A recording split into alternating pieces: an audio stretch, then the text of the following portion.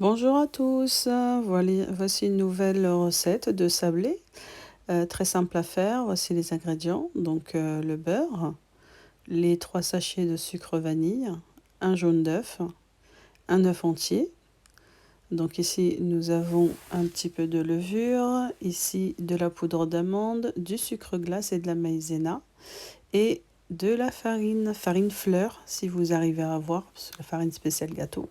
Sinon, farine normale et une petite pincée de sel. Donc voilà, nous allons commencer par travailler le beurre à température ambiante. Donc essayez de le sortir un petit peu avant du frigo pour qu'il soit mou. Voilà, donc je mets 250 grammes, complètement la totalité pour que ça donne vraiment un bon goût de beurre et que ma pâte sablée réussisse bien. Donc voilà, dans une jatte ou un récipient comme moi j'ai là, un récipient, donc on commence à travailler le beurre. Je viens ajouter le jaune d'œuf. Voilà. Je vais venir aussi ajouter l'œuf entier. Voilà. Donc je vous laisse regarder. Là, je viens mettre le sucre glace que je vais passer à la passoire. Voilà. C'est mieux de le passer à la passoire, c'est plus facile à travailler après. Parce qu'il faut travailler très longuement le beurre, le jaune d'œuf, l'œuf entier avec ce sucre glace.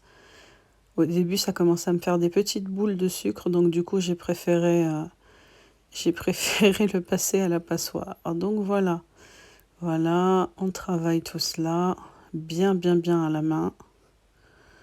Il faut absolument que tous les ingrédients se mélangent bien, bien entre eux. Là, c'est pas bien évident au début, donc on est obligé avec la chaleur de la main de faire fondre le beurre. Plus le beurre fond avec la chaleur de la main et plus il va être facile à manier et à mélanger avec tout le reste des ingrédients. Donc voilà, vous voyez, je le travaille vraiment très rapidement avec l'œuf, le sucre. J'essaye d'avoir une pâte lisse, ce qui n'est pas évident des fois quand le beurre n'est pas très très bien fondu. C'est pour ça que je vous ai dit de le sortir d'abord bien au début de votre recette, bien avant. Au moins vous le sortez dans la matinée si vous avez l'intention de faire la recette par exemple dans l'après-midi, ou vous le sortez dans la nuit. Si vous avez l'intention de faire la recette le matin, vous laissez passer toute la nuit à l'extérieur, comme ça le lendemain, le beurre est bien bien bien fondu. Là, moi il était à température ambiante, mais voilà. J'ai un tout petit peu eu du mal à le travailler avec les autres ingrédients, mais regardez, vers la fin, ça commence à se faire. Donc ça fait une petite pâte à beurre avec les œufs, le sucre. Voilà, donc il faut vraiment bien, bien, bien, bien travailler toute cette pâte-là. C'est le secret de la réussite de ces bons sablés que moi j'ai fait à l'occasion de l'Aïd.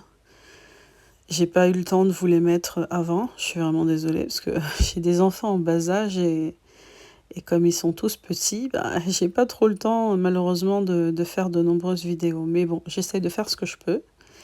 Donc là ensuite, je vais venir ajouter d'autres ingrédients. Là, je suis en train d'enlever le beurre de mes mains. Voilà. Donc je laisse pour le moment comme ça. Je mets le sucre vanillé, donc les 3 sachets. Deuxième sachet, vous voyez. Et je vais venir ajouter le 3e et dernier sachet. Voilà. Donc je les mets après. Je les mélange rapidement parce que bon, c'est un sucre qui fond bien. Il n'y a pas de... Normalement, il n'y a pas besoin de travailler pendant des heures et des heures et des heures. Mais bon, moi, j'aime bien qu'il y en ait vraiment bien partout. Donc, je travaille un peu à la main. Voilà. Elle n'est pas évidente parce que le beurre colle beaucoup aux mains. Donc, j'essaye plus ou moins de travailler ça correctement. Voilà. J'essaie de tout rassembler pour pouvoir ensuite venir ajouter la farine avec la passoire. Voilà. Donc j'y vais comme ça. Voilà. J'ajoute la farine pour éviter de faire des boules de farine dans la pâte. Et là, je mets les amandes. Il y a la maïzena aussi qu'on vient ajouter. Voilà, vous voyez, le petit peu de levure, voilà, qui était mélangé avec toute cette bonne recette. Donc voilà, là, le tout, c'est de faire intégrer donc les amandes, la maïzena, la farine, vraiment bien avec ce beurre. Cette pâte reste une pâte assez légère, assez collante dans les mains, donc il ne faut pas s'étonner que ça reste un peu collé. Moi, vers la fin, je vais faire une petite astuce, je vais remettre encore un tout petit peu de farine pour réussir quand même à ramasser ma pâte. Donc vous voyez, voilà, j'intègre la farine, mais vraiment petit à petit. Donc la première partie, je l'ai passée à la passoire. Là, après, j'y vais tranquillement et j'ajoute étape par étape, voilà. J'ajoute étape par étape la farine, j'essaie de la faire intégrer avec le beurre. Donc j'y vais tout doucement. Vous voyez, mais ça colle beaucoup aux doigts, parce qu'il y a quand même 250 g de beurre. 250 g de beurre, ce n'est pas rien. Donc voilà, je travaille vraiment ma pâte au plus fort, histoire que la farine se mélange vraiment bien avec tous les ingrédients que nous avons mis au début. C'est intéressant de travailler la chose comme ça. Au moins, voilà, j'ai pas écourté la vidéo, j'ai préféré que vous voyez vraiment toutes les étapes. Ce qui est un petit peu plus compliqué, voilà, c'est vraiment de tout intégrer ensemble et que ça fasse une pâte homogène, que tous les ingrédients se soient vraiment bien propagés partout. Parce que voilà, vous voyez, c'est pas évident. J'essaie quand même de mélanger comme je peux, mais voilà, ça reste toujours collé aux mains, c'est normal, c'est une pâte qui reste assez friable. Et voilà, qui n'est pas toujours facile à ramasser. Voilà, donc j'essaye de former une boule. J'essaye de former une boule que je vais réussir quand même par faire, vous voyez, à force de travailler un petit peu. J'essaye de décoller le reste de la pâte de mes mains. J'essaie de la ramasser, mais bon, je vais quand même revenir renforcer un tout petit peu avec de la farine pour pouvoir ramasser tout le reste de la pâte, parce qu'elle reste quand même collante sur les doigts. Mais j'ai vraiment voulu faire la vraie recette du sablé. Et la vraie recette du sablé ne disait pas de rajouter de la farine quand cela était possible. Donc j'ai préféré faire ça traditionnellement et vous allez voir que le résultat est tout juste génial. Donc voilà, là je mets vraiment une toute petite pincée, on va dire avec ma main de farine, histoire de ramasser un peu la pâte qu'il y a tout autour, histoire de mettre un coup de propre dans mon plat, parce que ça colle sur tous les côtés. Donc voilà, c'est pas très évident. Donc voilà, je vous laisse regarder. Vous voyez, ça se décolle très facilement, hein. C'est vraiment une histoire de farine après. Mais bon, j'avais pas envie de rajouter de la farine. Donc j'essaye de ramasser ma pâte comme je peux avec ce que j'ai là en fait. Voilà, vous voyez, j'essaie de frotter, j'essaie de récupérer le maximum pour pas gaspiller déjà. Et puis c'est un gâteau qui est tellement bon, les sablés ça passe très bien avec un café, avec un thé ou même juste avec un jus.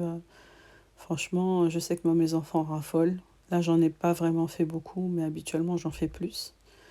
Donc comme j'en fais plus, et ben voilà. On arrive à en manger pendant plusieurs jours. Ça se conserve très bien dans une boîte hermétique. On met ça dans une boîte hermétique, bien fermée, pour pas que le gâteau devienne tout mou. Et voilà. Voilà, donc vous voyez, ça, résultat final de la pâte. Je vous laisse regarder encore, voilà, ça donne ça. Voilà, je suis revenue la ramasser encore une autre fois. Vous allez me voir revenir au moins 2 fois. Hop. Et là, sur une feuille de papier sulfurisé, je forme des petites boules. Alors, si vous voulez les peser en grammage, je vous dirais que essayez de mettre 25 grammes dans une seule boule. Mais bon, là, honnêtement, je ne sais pas du tout combien j'ai mis. J'ai fait selon l'œil. J'ai fait selon la taille que je voulais plus ou moins que ça prenne. Donc là, vous allez voir, ça donne des petites boules comme ça. On essaie de bien les espacer au cas où que la pâte elles soient tellement lâchées que en fait elles se collent les unes aux autres. Et ça serait vraiment dommage, ça ferait pas vraiment des jolis petits gâteaux esthétiques.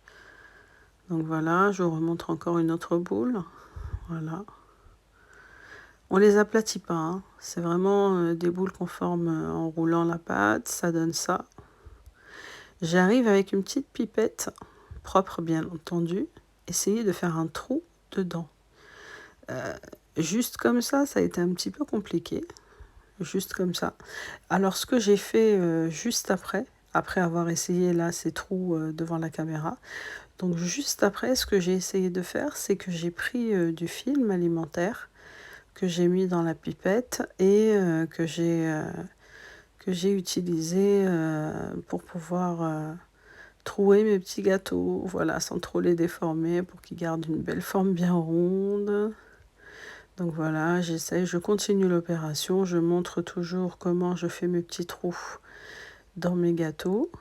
Voilà, ça me servira après. Bon voilà, j'ai essayé plus ou moins de bouger, mais bon, ça n'a pas toujours été évident tant que j'avais pas mis le morceau de film dessus pour protéger la pipette. Et à ce moment-là, ça se décollait beaucoup plus facilement en fait.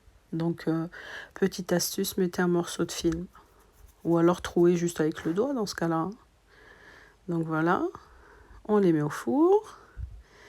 Et les voilà une fois cuits. Donc là, je suis en train de mettre un peu de sucre de glace dessus. On peut mettre ce qu'on veut. Confiture, noix de coco.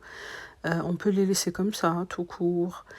Voilà, tout dépend des goûts qu'on aime. Moi, je sais que là, j'ai mis du sucre glace. Je les aime beaucoup avec du chocolat. Donc, j'ai fondu du chocolat que j'ai mis dedans. Voilà, vous le voyez.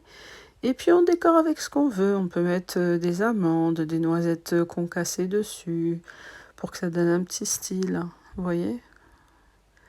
Mais voilà, c'est très beau à l'œil et aussi c'est très bon au goût. C'est vraiment excellent. C'est un gâteau que je vous conseille de faire. Il n'est pas du tout compliqué. C'est juste un petit peu la pâte qu'il faut vraiment travailler à la main. Mais quand on a un robot pâtissier, on peut le faire aussi au robot pâtissier, hein. On n'a pas besoin de se casser la tête à le faire à la main. Là, c'est vraiment parce que j'avais envie de les travailler traditionnellement à la main. Donc voilà ce que ça donne en résultat final. Et vous allez voir que voilà, on peut mettre des amandes dessus, on peut mettre de la noisette, on peut laisser comme ça. C'est très bon. On laisse le chocolat bien fixé, normalement, et puis il n'y a pas de souci. Moi, je suis venue ajouter des petites amandes effilées pour la petite déco. Voilà. C'était pas prévu, mais comme j'en avais, je me suis dit, bon, pourquoi pas? Pourquoi j'essaierais pas de mettre des petites amandes effilées dessus? Voilà. C'est vraiment génial comme résultat. Je vous conseille de le faire. Sur ce, je vous dis prenez soin de vous. Bon appétit.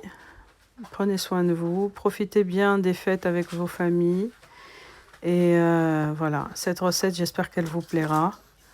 Et que vous me mettrez en commentaire les appréciations que vous aurez à me donner. Très bonne continuation.